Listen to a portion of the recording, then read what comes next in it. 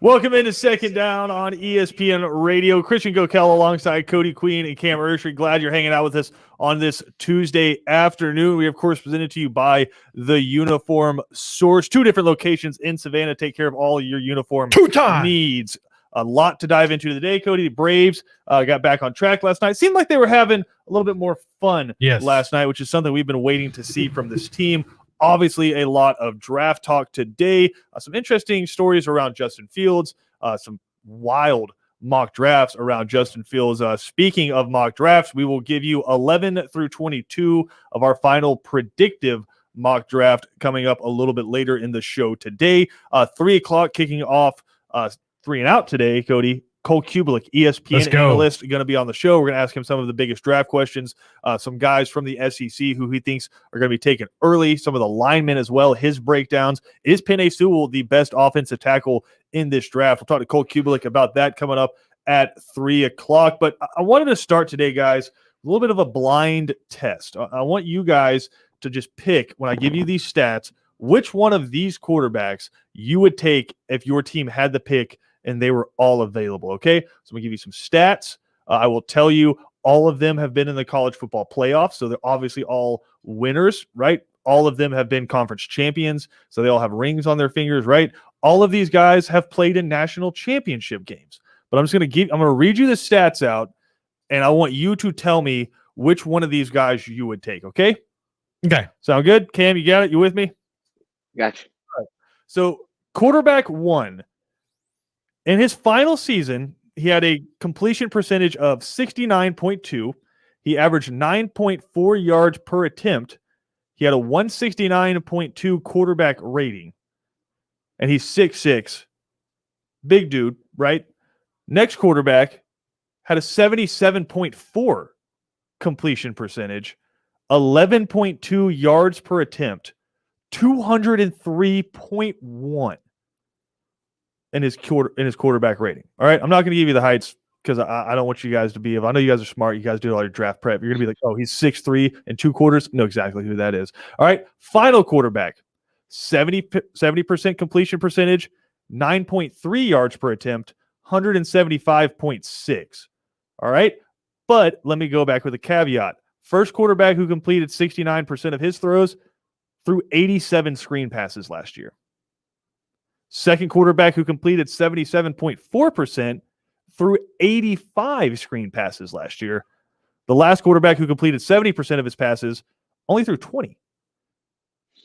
So no balls behind the line of scrimmage, going for the yards after catch, throwing the ball downfield more, right? Yeah. So I give you all of those stats, and with the knowledge that all of these guys have been to the college football playoff, all of these guys have won conference championships.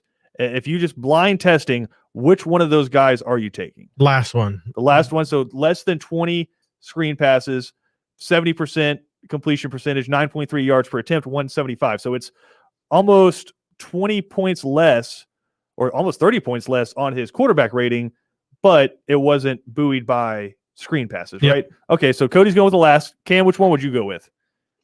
Last one. I know who the last one is, I think. Yeah. Cam, go ahead and tell us who the last one is.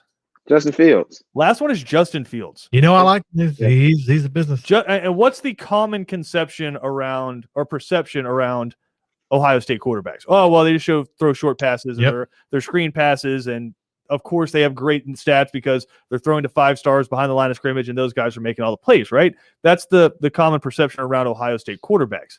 I don't think we've ever seen an Ohio State quarterback like Justin Fields. Right? Agreed. Like Dwayne Haskins, if you wanted to give me that screen stat, sure. They threw a lot of bubble screens, a lot of tunnel screens. Justin Fields, it was down the field throwing. Did he throw slants? Sure. Every quarterback throws slants. Did he throw the drag route? Yeah. I don't understand why more teams don't run the drag route because it's devastating against a defense. But for the most part, Justin Fields is throwing the ball down the field. You know who threw the most screen passes out of all those guys? Hang on, it's got to be Mac Jones. Oh yeah, those 3 is Mac Jones. It was Trevor Lawrence. Lawrence threw 87 screen passes last year. Yeah, I can see that. And a lot of that had to do with the fact he had Travis Etienne in the backfield. So you just throw him a nice little bubble screen out of the backfield, and he's going to go and take it for a lot of yards. But still, even throwing 87 screen passes, Trevor Lawrence completed 69% of his passes. 9.4 yards per attempt. But I mean, the biggest stat around Trevor Lawrence is what? 6'6", 220. Yes. And an athletic 6'6", 220. Plays good right? on big stages. It can go on for a while. He played good I don't at know. a young age. I think a lot of people would say he, like, in the national championship, his freshman year when they beat Alabama, he played okay, but for the most part, that was Justin Ross having an absolutely unbelievable game with like Randy Moss style catches on the sideline, Yeah. and then the Clemson defense just shutting it down Alabama. Right? You had was it Tua's first throw in that game was a pick six? Yep, to So AJ Terrell. Yeah, so that one, and then Trevor Lawrence would go on to lose to Joe Burrow in the national championship. And again, he had a good game. I want to say a great game. He had a good game in that one, and then got outplayed by Justin Fields his final year at Clemson. Yeah. In the college football semifinals, right? So for as much as we want to say he's been great on the biggest stage, the last two times he's gotten as far as he can, he's lost, right? I mean, he won the national championship his freshman year, but he's lost to Joe Burrow, and then he lost to Justin Fields. And most quarterbacks will. But this is the guy who's the unanimous number one pick. And so I think that's something we have to take with it. Now, am I saying he shouldn't be the number one overall pick? No, I think he's the best quarterback in this draft. I don't know if he's the best player. I'd have probably him and Kyle Pitts 1A, 1B. But the reason I bring that up is because now two different, I'll say, reputable draft analysts have Justin Fields not falling out of the top 10, not falling out of the top 15, not falling out of the top 20, falling out of the top 25. It's ridiculous. Bucky Brooks has Justin Fields falling to 27. And Chris Sims, who we talked about probably a month ago when he ranked Kellen Mond above Trey Lance and Justin Fields in his quarterback rankings, he has Justin Fields going 32nd overall. I don't get it. And I was talking to Cody. I feel like we have just reached critical mass ahead of the draft where people are just looking for reasons to have people click on their stories and to have people talk about it. I mean, Chris Sims, give him credit. He was literally trending on Twitter. He was one of the top things trending on Twitter today, alongside Justin Fields and like Rose McGowan. So, I mean, if that was the goal, just to get views and clicks, he did it. But You do it for the clout. But there's no way in his right mind Chris Sims really believes that Justin Fields is going to go 32nd overall, that if he fell past 12, that a team's not trading to jump up and grab him, right? That the Denver Broncos, that the Carolina Panthers, that all of these teams, the New England Patriots, would pass on Justin Fields. I mean, I still think it's unbelievable that the 49ers would pass on Justin Fields. Yeah. I think it's a 50-50 shot if Justin Fields and Kyle Pitts are at 4 that the Falcons take Justin Fields. Yeah. I'm really right there. And apparently Terry Fontenot and Arthur Smith are supposed to go deliver their game plan to Arthur Blank a little bit. That's the person being the owner, man. You can just be like, I'm sick of reading these draft rumors. Come tell me what you're going to do. Yep. And to be clear, that is not saying Arthur Blank is going to tell them what to do. He just wants to know what they're going to do. And if I owned a football team, I wouldn't get in the way, but I would want to know, hey, tell me what you're going to do. You want reports from people running your team for you? Yeah. Come on, tell me what you're going to do. It's not Jerry Jones where he's actually making the pick. Yeah. He just wants to know what the pick is going to be. And so if it's probably like there's like a parameter around it, like if it's not too crazy, because then I might have to squash that. But that being said, Cam, I read you those stats out again, where Justin Fields, again, only threw 20 screen passes last year, completed 70% of his passes, 9.3 yards per attempt, 175.6 quarterback rating, 6'3", 228 pounds, ran a 4.4 at 228. 4.4. That's like NFL DB fast. Yep. Right? So, like, for comparison, Richard LeCounte, who I think is being undervalued as a safety in this draft, Richard LeCounte, who was an all-everything safety in the SEC the past few years, ran a 4.8.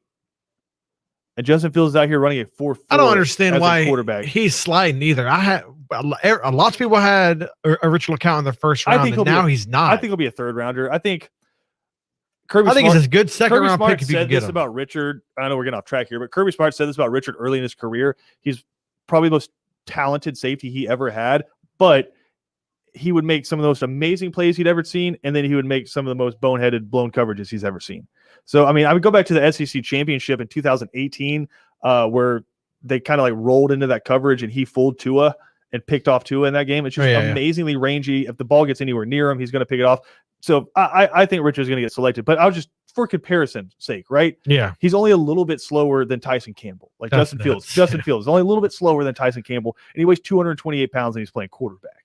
Oh, and by the way, if you just want to look at what he can do with his arm, go back and watch what he did to Brent Venables' Clemson defense. Torched them for the tune of 6 touchdowns and was just dropping dimes the entire game. Like, that's all I would show. Everyone wants to go back to the Northwestern game and be like, well, here's the reason why you can't draft Justin Fields. I mean, look, Northwestern shut him down. It was every quarterback's going to have a bad game. I'm going to go to the Clemson game. I'm just showing that. Yeah. If I'm the scouting department and I'm trying to make a case to my head coach and to my GM, and they're like, all right, why do you want Justin Fields? I'm like, I honestly didn't have to put anything together. Here's some YouTube highlights from the Clemson game.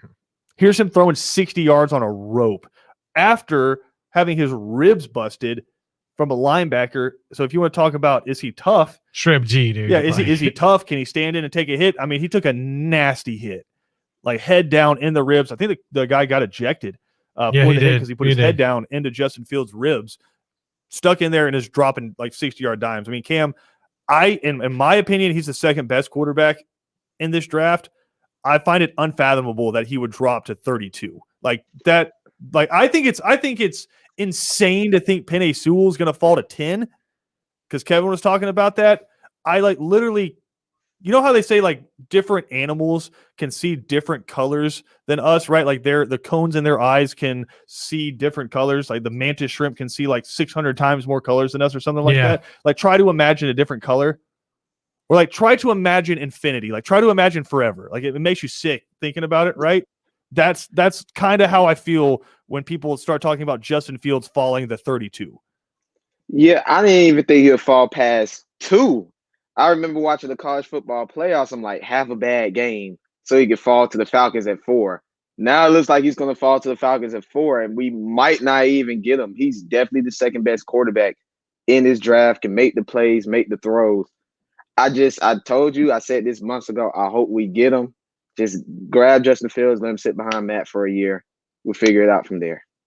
And I was reading, we've had Mark Bradley on the show before, columnist for the AJC, and I thought he did a really good job in his latest column, kind of putting out the thought process behind the Falcons. He said, number one, it's not likely that the Falcons trade Julio Jones because you're not going to get back what you feel like it's worth for trading Julio Jones. Like, what would the Falcons want? It's like easily a first-round pick. And you're going to want probably more after that, right? I know Ben was talking about players. You don't necessarily see huge player swaps anymore in the NFL. Mostly you just trade for assets like picks. I don't see any teams really, like, unless, again, it's the Ravens and a team who feel like it's Super Bowl or bust in the next few years. Like, we have to get this guy, and he's what's going to put us over the top. There's one team I thought was interesting was the Green Bay Packers. Mike Greenberg pointed that out. Money for that, if Devontae Adams, you have Devontae Adams, Julio Jones, and Aaron Rodgers, that's nasty. But again, Green Bay Packers is a whole other situation. But Mark Bradley saying he doesn't believe the Falcons are going to trade Julio Jones. Very unlikely. Terry Fontenot said what a GM has to say in that interview, right? He said, quote, hold on, I got it right here. We are in a difficult cap situation. That's just a circumstance. When teams call about any player, we have to listen. That's coach speak. I mean, we'll call it GM speech. It is what it is. It's what he has to say when asked about the question. And of course, he has to take the phone call and be like, hey, I want a first-round pick and a third-round pick next year. And they're going to be like, oh, I can't do that. He's like, oh, well, I appreciate the phone call. But you still answered the phone and you still had a conversation about trading Julio. It's different between having like talks with a team about actually trading him and having a conversation about what you could get for him. It's different conversations, but you still answer the phone and have the conversation. But he also said inside of there, what makes you better faster? Which pick makes you better faster? And it's not Justin Fields, Cam, because Justin Fields does not make you better faster. His first year in the NFL, Justin Fields is not a better quarterback than Matt Ryan. He's not. I agree. He's not. So what makes you better faster? Mark Bradley thinks it's Kyle Pitts. You get Kyle Pitts, you keep Julio Jones, you have Calvin Ridley, you restructure Grady Jarrett, maybe you restructure Julio if he'll do it. Because I mean, you're giving Julio quarterback money right now. You're giving him quarterback money. But he deserves it. If you restructure Grady, you have enough money to sign your rookie class, is what we're saying. Yeah, and no, man, you just trying to make payroll right now, baby. But again, Grady will probably get restructured. Some other guys you can restructure as well. The cap situation, we always get like super concerned about it, and somehow it always works out. They got dudes who make a lot of money work with them books. It'll work out. It always ends up working out somehow. But again, Mark Bradley believes best thing to make the Falcons better, faster, get them relevant, get them back in the playoff push.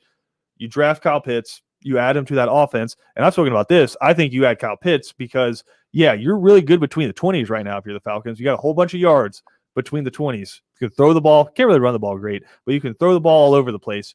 But when it comes to actually scoring, when you get inside the red zone, there's like been a running joke the past few years, Cam, where it's like the Falcons are honestly better off trying to score from outside the 30, right? Where you just bust a big play and you can score versus when you get inside the 20, inside the 10, the Falcons really struggle because what does everybody do? We're just going to double cover Julio and just let you figure it out from there. And the Falcons don't have an offensive line that can blow people back. I think if you add Kyle Pitts, Cody, that completely changes that. He becomes the guy you have to focus on in the red zone. And if you do that, then you have Julio and Calvin Ridley single covered. I think it completely changes it. 3 picks that would be great would be Kyle Pitts, Penei Sewell, and I know you don't like to hear this one, but Patrick Surtain. I think Patrick Surtain, if you trade back, I'm not going to be okay with it if you don't get something and Patrick Surtain. It'd be an awesome thing. There are a bunch of reports continuously coming out every day, and I'd love to hear them. Broncos wanting to trade up, trying to get in there. They're going to try to do it, but it all depends if the Broncos are going to give them a good enough asking price to do it. So if they do go back and get Patrick Surtain, that would be a perfect draft to me. It would be a perfect draft for the Falcons to trade back, only go back to 9, get a defensive weapon, keep Julio, try to win next year, and have more multiple draft picks. Because if it doesn't work out, the Broncos, it was 3-4 years in a row, Broncos have been picking in the top 10. That's another first-round pick, top 10 maybe. Can you do me a favor and look up what the 49ers got or what they gave up to get up to number 3? Because I guarantee you that's just the bare minimum of what the Falcons are asking for. But Cam, I think one thing people aren't taking into account when they're saying draft Justin Fields is Arthur Smith took Ryan Tannehill and turned him into the NFL's leading passer in 2019, right? One of the biggest reasons why he took this job, I think, is because he knew what the cap situation was, but he's like, I have Matt Ryan. And I don't think we're paying enough attention to that, is the fact that Arthur Smith is an NFL head coach. You got to, we say it all the time. It takes a certain kind of person to be a politician, maybe not the best kind of person, but it takes a certain kind of person to be a politician. It takes a certain kind of mindset to be an NFL head coach. And you don't do it by saying, well, the other guy probably did it better than me, and so there's no way I could turn Matt Ryan into a lead again. No, Arthur Smith takes this job saying, you did what with Matt Ryan? Bro, give me Matt Ryan and watch what I can do with him, right? I think there's a little bit of that we're not paying attention to. If he gets Kyle Pitts, he just adds another tight end to that offense where it could be you go 2 tight on the field and you have Julio and Calvin on the outside. So I don't know that we're paying enough attention to Arthur Smith and all of this. What did they get? What did the 49ers give up, to get up to number 3? They gave up the 12th overall pick, 2022 third-round compensatory pick, and first-round picks from 2022 and 2023. So if the Broncos want to move up to number 4. Technically 3. Yeah, so they got 3 first-rounders in a third round. Yes. Right? 3 first-rounders in a third-rounder. If the Broncos want to move up to number 4, bare minimum asking for is, you want your franchise quarterback? All right, bet. Well, we believe that the 2 of the best 4 quarterbacks are still on the board right now, and Justin Fields and Trey Lance. We want the same thing. We want 3 first-rounders. I feel like they would do. We want your first. Falcons go back to what, 9? Yeah, just 9. Yeah, we want your first rounder this year. We want your first rounder next year. We want your first rounder the year after that. This is your franchise quarterback. You give us that, we got to deal. I don't think it's realistic. I think you'd get number 9, and you'd get next year's first-round pick, and maybe a second-round pick this year. Or next year, a second-round pick instead of the third. Yeah, no, it'd be a win. I think that's what they would try to do. So I think that's more of a realistic one. First round this year, you'd get the 9th pick. Next year, you'd get a first-round pick. And maybe next year or this year, you get a second-round pick. And again, you're sitting there at 9, and you got to think you're going to have your pick of probably the top corner in the draft. Yes, top corner, boom. Probably have the second-best offensive lineman, which I think – there might be a couple of guys that are better than Penei Sewell in this draft. I think Rashawn Slater could turn out to be a guy. I think Leatherwood's being slept on hardcore. And you're going to be able to get him outside of the first round, I think. I think he'll fall out of the first round. It'll be like an early second round. And Wyatt Davis from Ohio State. Mid-rounder. Yeah, you'll have a pick of the litter for your corners. If you want to get a corner, you get Surtain, J.C. Horn, whoever you want. You can get probably the second best offensive tackle on your board. If you want them, you'll be able to get a really good wide receiver. If you want a wide receiver, number 9, there's so many places you go. You get Micah Parsons probably if you want to with that pick. But again, man, if you can get a couple first rounders to move back only 5 spots because they feel like they want to jump up and get their franchise quarterback, I'm here for that. We Go got to to take a Micah quick break. Parsons. We got to take a quick break. Instead of doing a radio show, we are now doing an NFL draft podcast. But we're going to come back. We'll dive more into draft talk. Also, again, the Braves get back in the win column last night. They're now 2 games under 500, but maybe don't be as worried about that as you are right now, BJ Bennett, as we look around the rest of Major League Baseball right now. More to come here on Second Down. We'll be right back after this.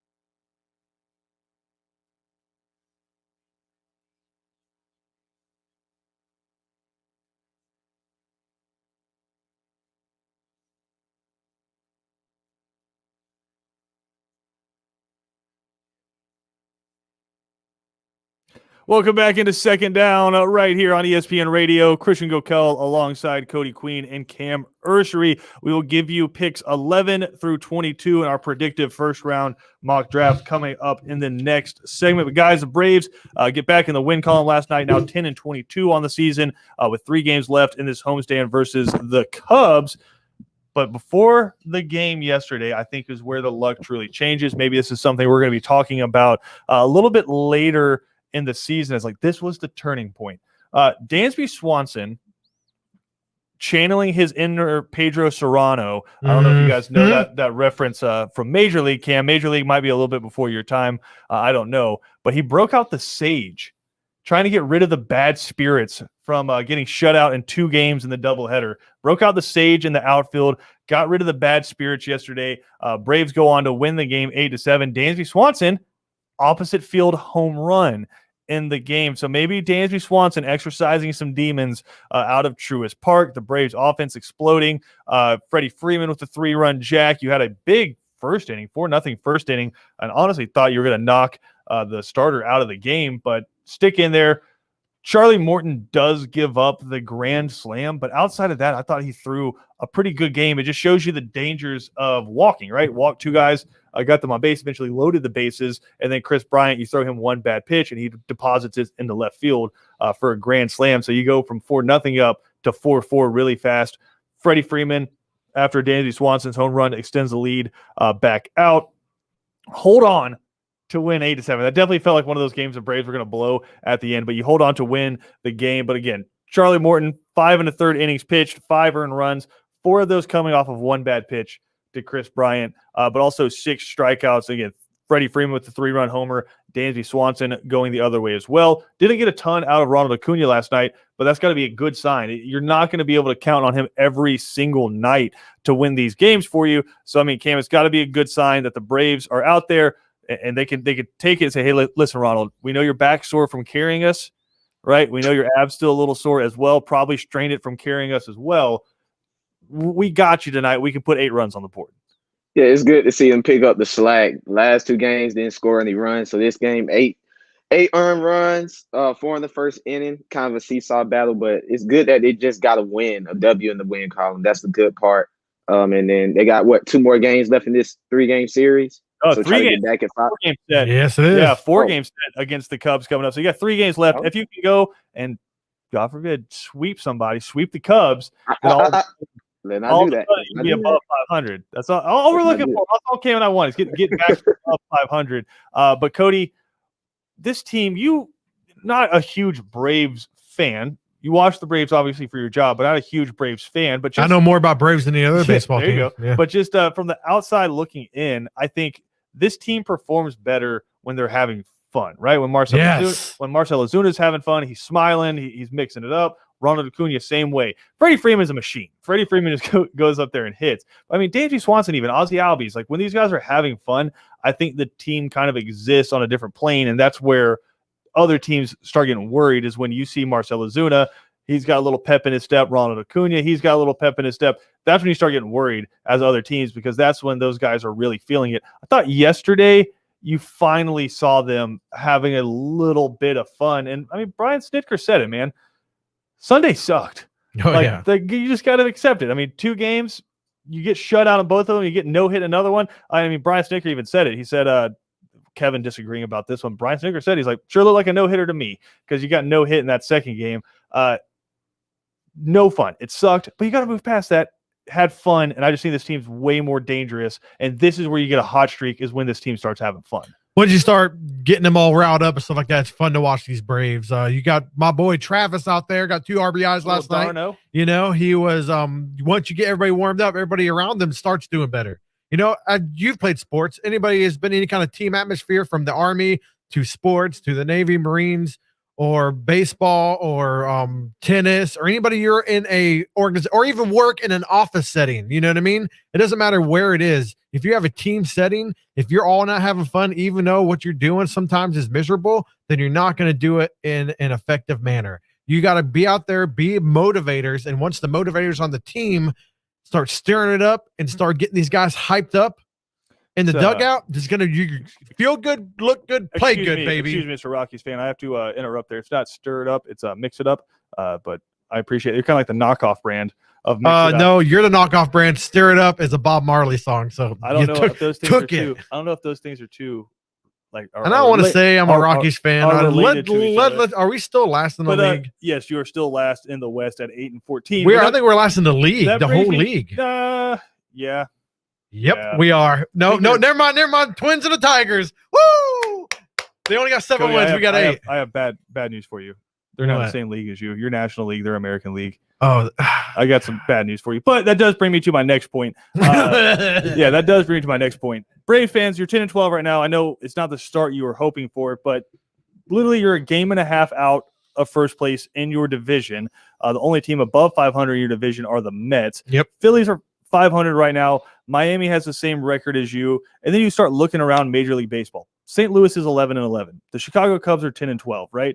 I mean, the Dodgers are the Dodgers, but everybody's all over San Diego, loving them, loving Fernando Tatis, loving what they're doing out there. They're only 2 games above 500 right now, right? So as bad as you feel like the start has been, it's not that bad. The Houston Astros are 11-11 right now. The Angels are 11-10 right now. Cleveland is a perennial playoff team. They're 10-11 right now. The Blue Jays are 10-11. Athletics on a hot streak right now. A World Series team are 11-12 right now. Right. The Oakland A's just like 9-1 right now in the last 10. Well, they ripped off a 13-game win streak. So, I mean, they're but I mean, how long does that last? It's one of those things, right? We're talking about Oakland winning 13 games at the beginning of the year. Yep. They'll probably, if I had to guess, finish 4th in this division at the end of the year. So just calm down. Everything will be okay. Braves get it going again tonight against the Cubs. 7:20 first pitch. Ian Anderson on the hill. Ian Anderson, one of the Braves pitchers who's actually been off to a pretty strong start at the beginning of the year, coming off a really good start in New York. He'll be on the bump for the Braves tonight. We got more to come here on Second Down. We'll come back. We'll give you picks 11 through 22 in our predictive mock drafts next.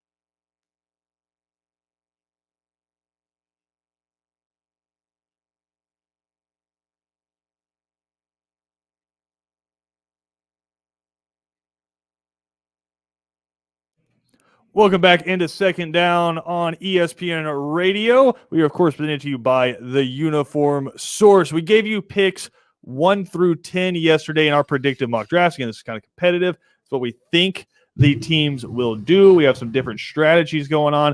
I'm going straight chalk all the way through the draft. No trades, because we're having Charlie Campbell on a little bit later in the week from Walter Football, and he's the guy who has more picks correct over the past few years than any other mock drafter out there. And he said the best way to do it is without trades, because when you start trading and the trade doesn't happen, then your whole draft gets out of whack. So I'm going straight through it. Cam and Cody, I don't believe you guys had any trades. I did. Oh, Cody did have a trade yesterday in his. But I'll go ahead and I'll give you my 11 through 21 here. And picking out 11, the New York Giants. I have heard rumors that they love Devonta Smith. Actually read a couple of those insider ESPN Plus stuff in there, Cody. Love Devonta Smith. If he's still there, they grab him. I got Devonta Smith going to the Giants. Philly, they take J.C. Horn. A lot of people's second corner on their board. They need a corner. They take J.C. Horn. Rashawn Slater to the Chargers. Vera Tucker to Minnesota at 14. Jalen Waddle to New England at 15, because the quarterbacks that they would have drafted now off the board. If they want to get a quarterback later in the draft, they can. You still have guys like Kyle Trask on the board, guys like Kellen Mond. Get them a little bit later. They get Jalen Waddle, who a lot of people think is better than Devonta Smith. While they have a better career in the NFL than Devonta Smith, I think that remains to be seen. But Jalen Waddle is a hell of a wide receiver. Arizona gets Christian Barmore. Some people think that they're going to go wide receiver here if one of the big 4 wide receivers fall to them. But, I mean, dude, how many wide receivers can you have? I mean, eventually you got to put some linemen on the field. I have them taking Christian Barmore, pretty much the best defensive lineman in this class, I think, across the board. I think so. Right? And it's not an overly deep or necessarily good defensive line class this year like we've seen in the past. Some good edge guys, but for the most part, interior defensive lineman, Christian Barmore, cream of the crop.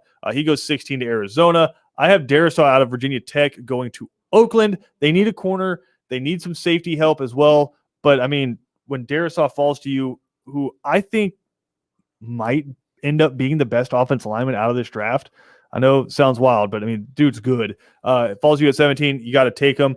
Miami, there's a few different edge rushers I could have gone with here, but I go with Paye out of Michigan. Okay. To them, he's a solid piece. Washington football team, I have them taking Rashad Bateman out of Minnesota. I think he's going to be a dynamic wide receiver in the NFL, and they need some help up there. Chicago, I have them taking Greg Newsome out of Northwestern. Injured, missed a bunch of games, but a tall, really fast, really talented corner.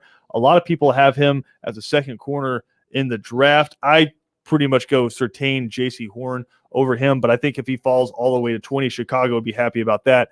And then finally, Indianapolis, I have them taking Tevin Newsome out of Oklahoma State. Big offensive tackle for them. Gives them some protection up there as well. So that's my 11 through 21. Cam, who do you have on the board? For 11, I have Michael Parsons going 11. Joe Judge loves his linebackers, so I have Michael Parsons going 11. Also, number 12, Philly, I have Penei Sewell dropping to Philly. I actually like that. Rashawn Slater to the Chargers at 13. They're just a piece away on that offensive line. They got Corey Linsley and the right guard from Pittsburgh. Who else? Minnesota, Jalen Phillips.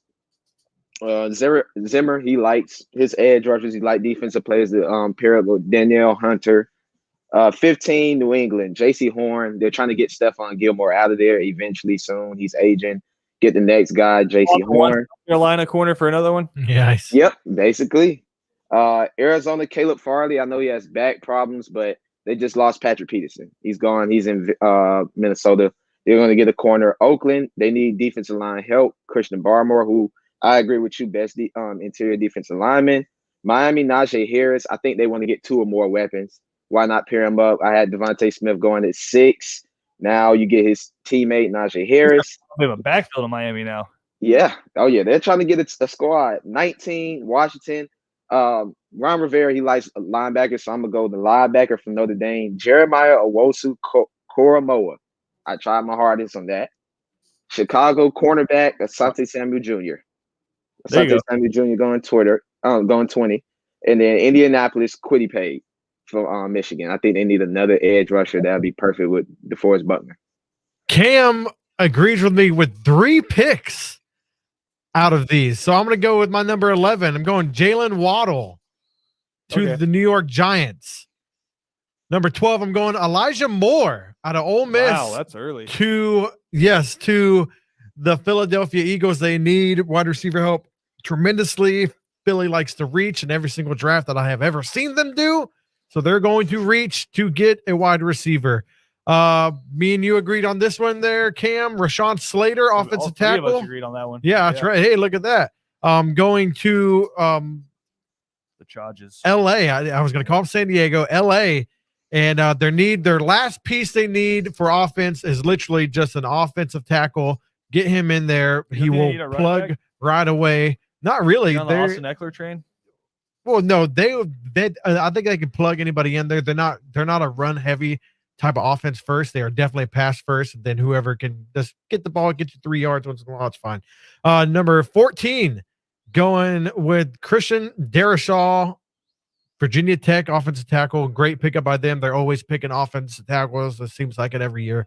Number 15, Trey Lance going to New England. I think they're going to do a high ceiling. And what man better to work with a player with the highest ceilings than Bill Belichick? I feel like that would be a good fit out there. And having another running quarterback to sit behind for a year and Cam Newton, it's a real good situation.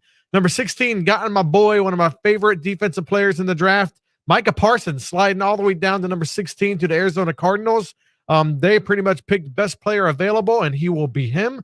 And they need help kind of running back, a few different defensive positions, but Micah Parsons to Arizona. If I remember correctly, they also signed AJ Green, right? Yes, they did. Yeah. Yep. So they have Hop. They're waiting to hear from Larry Fitzgerald and AJ Green. Yep. Tevin Jenkins, number 17, going to the Raiders. They always need offensive line. Every year it seems like they're trying to get offensive linemen. They're going to go offensive line again. I would not be mad if they did a defensive tackle. I could see that definitely, but offensive line, Tevin Jenkins, Oklahoma State. Number 18, we agree, Najee Harris going reunited with Tua out there in Florida, in Miami, in the summer sun. They're going to enjoy themselves out there while playing some ball. We also agree on this, Washington football team. Let me try to get this man's name right. Jeremiah Owusu Koramoah. Linebacker out of Notre Dame. They got their quarterback. They obviously need help on defense. They need a couple pieces on defense, actually. They're not a very good defense. Very, especially when it comes to linebacker core. The corners aren't bad. Defensive line is not bad. But when it comes to linebackers and safeties, they definitely need help there. So linebackers, they could use a few linebackers, actually. It could help them out. But number 20, doing a Bears of all Bears move. Davis Mills, quarterback out of Stanford, is going to continue the legacy of the Bears at quarterback for another 2 or 3 years, and then they'll draft another one. Then I'm going Colts. Alex Leatherwood, offensive tackle, going to the Colts, trying to protect the man made out of paper mache. And hopefully he doesn't get hurt by tripping over a pebble. And that's my draft so far. That's interesting. I think a couple of questions in there. You said they have their quarterback in reference to the Washington football team. Mm-hmm. You feel like they're ready to rock with Taylor Heineke and Ryan Fitzpatrick? I feel like they are once it comes down to all those quarterbacks I said that have gotten taken all the way down to Trey Lance. I feel like the person that they have right now is what they're going to roll with for right now. So yes, that's who they're rolling with. I guess it's just one of those semantic things where I was like, they have their quarterback. I'm like, Ryan Fitzpatrick feels like an apartment, like it's just like a rental, right? Ryan. Like that's not your house. That's just like the Amish rifle, dude. You rent an apartment, right? That's not something like a long-term investment, right? They're not out a good pick to be like, I'm going to pick one of the best quarterbacks in the draft. I just don't. Again, it might just be semantics. I just don't know if I'm saying they have their quarterback. I think they do. I think Ryan's got a good another 3 years in him. He's going to be with the football team inside of for a minute. Inside of those 3 years, he will play for 3 more teams, right? That's just all Washington football team. He's going to be throwing. I bet you he'll throw over 4,000 yards. That's just. I bet you won't. Heineke probably is going to push him for the job as well. Taylor Heineke went to the playoffs last year. He needs to. No, he played in the playoffs. Taylor Heineke went to the playoffs last year. Was With it the a result Washington of him? football team. They went Well, to, and then he played in the playoffs. Every he didn't team- play a game before the playoffs. He Taylor played Heineke in the went to the playoffs. playoffs last year. Is all I'm saying. And Ryan Fitzpatrick is Ryan Fitzpatrick. It always ends up the same way. It's like you have like one game where he comes in and he throws a touchdown that's amazing. The disrespect. And then it's like one touchdown and 3 interceptions in the next game. It's the way it always goes with Fitzpatrick. We're gonna take a quick break. We'll come back. Final segment of Second Down next.